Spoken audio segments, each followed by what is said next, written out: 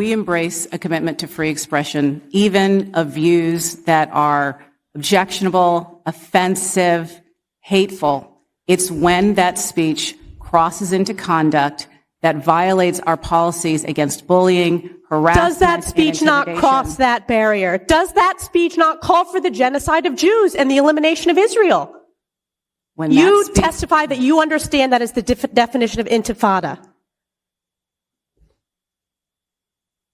Is that speech according to the code of conduct or not? We embrace a commitment to free expression and give a wide berth to free expression, even of views that are objectionable. You and I both know that's not the case. You are aware that Harvard ranked dead last when it came to free speech. Are you not aware of that report? Wide berth. That's great. Jason Rantz is here. Radio show host out of Seattle, author of the great book, What's Killing America. Jason, how you doing, man? I'm doing well, thank you. Roger here. What's wrong with what the president of Harvard said right there? They give a wide berth to even objectionable views, but it's all freedom of speech, Jason. What's the problem? Yeah, so I mean, there's so many different problems. We'll start with this. She took emotion completely out of it. And when we're talking about calls for genocide, even if you were to argue that some of the language is protected, and to be clear, some language is in fact protected, you can't take emotion out of it. Number two, we know that if this was comparable in going after transgender folks and going after Black people or Latinos or Latinx, God forbid you actually say Latino instead of Latinx, she would not have that same exact answer. She would be very forceful in her condemnation. I think that's really what this is about. This is very clearly a case of a double standard. And then number three, she's ignoring the fact that there's hostile environment, right? A hostile campus environment towards Jews at Harvard and so many other schools. And I think her seemingly purposefully ignoring that all to defend someone's right to scream about an intifada and to say you want to erase Israel from a map, that is, to use their term, problematic. How bad is Harvard and these top schools?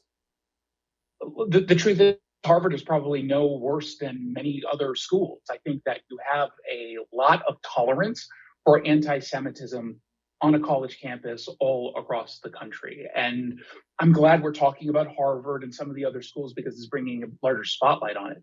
But let's be clear, this is an issue that's happening on schools all across the country.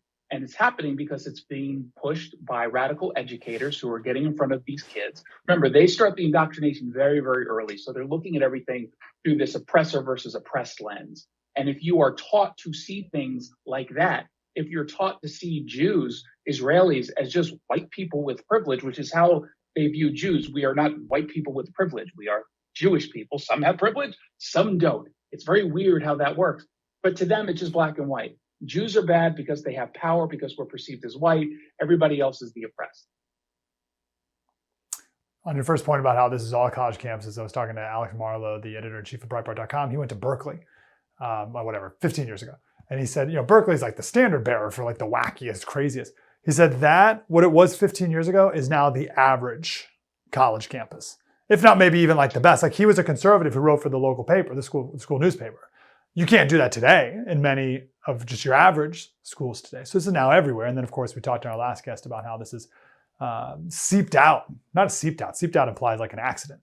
Purposefully been sent out to every other institution in our country. Can you speak to that a little bit? Because I know your book talks about the progressive lifestyle. What is the progressive lifestyle that started in our universities? Well, I think the progressive lifestyle is really getting started in the higher education. And again, in a lot of scenarios, high school level, where they are laying the groundwork, the radical left. They lay the groundwork for a way to view every single issue through very specific lenses. And you can call it what you want, because obviously we've been talking a lot over the course of the last few years about critical race theory, about social justice. But at the end of the day, it is this ideology that is considered obsessed with identity politics. And so when you're judging people by identity and solely by identity, nothing that goes into that identity or how they use that identity, merely the identity, what you have set up is this hierarchy of power. And thus you see different groups of people based upon where you are proclaiming their power structure lie. And it's very simplistic, it's very silly, but that's unfortunately what's happened. And these kids are getting taught to view pretty much every issue through that lens, and we're seeing the consequences of that. If not that lens, what lens should we be viewing the world at? And maybe it's a twofold question. Maybe the first part is, what lens did we used to that they tore down and replaced with this? Or what would you replace this one with if we were able to tear this Marxist lens down? So I don't think we should be viewing anything through an ideological lens. I think we can react to policies, to ideas, but to judge people through that lens, I think, is just inherently wrong. We should look at people and judge them based upon how they are as people, whether or not they argue in good faith, whether they're good people to be around, whether they act in ways that, meet our values and principles. I think that that's how we're supposed to judge one another. We're not, however, supposed to judge them based on an identity. I don't care if someone happens to be white or black, Jewish or Christian or atheist or Satanist. At the end of the day, I'm going to view them on how they act. And if they are using those identities to act in a certain way that conflicts with my own personal values and principles, okay, well, then that's when we should be judging them, or certainly that's when I'm going to judge someone. I think we went from a place, not to use, it is a lazy argument at this point, but I think it's still valid. We went from a place of looking at MLK Jr. and saying, hey, guess what? We're going to judge people not on the basis of their skin color, but the basis of their character, who they are as people. That used to be the societal idea. And I don't know why folks on the radical left decided that that wasn't good enough, other than wanting to impose their ideological views on people.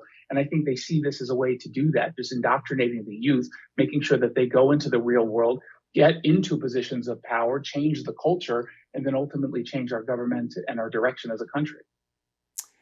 Yeah, that's all right. I would also argue that character implies virtue, and virtue implies differentiation, and differentiation implies who are you to say? And we can't have that. We can't have any judgment or discretion or discrimination in any way, even on merit or character.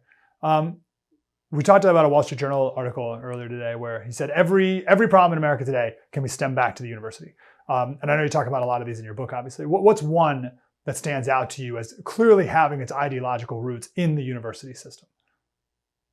Well, I think the whole dynamics around power structure, I think that's incredibly important, because that is how they view individual groups that they seek to protect, that they seek to push ahead of others. I mean, if we generally come from a position, I know you and I share this position of we treat everyone equally.